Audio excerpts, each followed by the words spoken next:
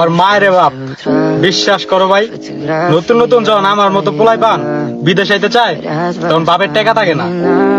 কি ঠিক আছে না? বাপের টাকা থাকে না, তখন কি করে?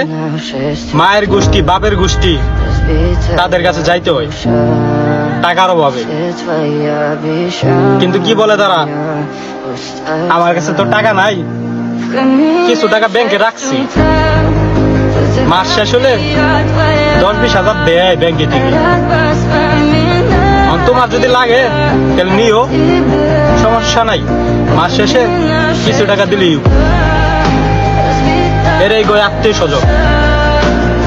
কিন্তু বিশ্বাস কর ভাই, এলাকার ভিতরে কম বয়সী পোলাই পান যদি কোনো ঝামেলা করে হয়ে থাকে না, ওই যে এলাকার ভিতরে মারামারি বা যে কোনো একটা জিনিস নিয়ে যদি কোনো ঝামেলা হয়, সালিশ বিচার হইলে সর্বপ্রথম ওই গোষ্ঠীর মানুষগুলাই যায়, যা একটা মারবো টাস করে খাবো।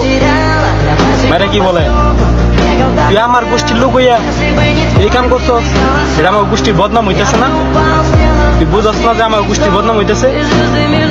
তখন অনেক ভালো জ্ঞান দিতে পারে।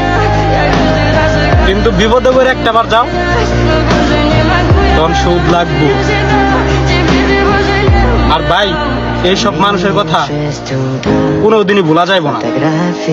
শুধু এতটুকু বলে রাখবি যে আজকে সময় খারাপ, কিন্তু সময় একদিন ঘুরবো, ওই দিন দেখবা এই অপমানের জবাব কতটুকু কঠিন হয়।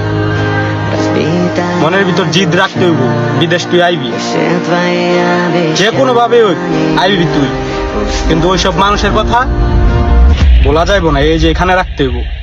বুঝছো ভাইয়া? মাথায় রাখো।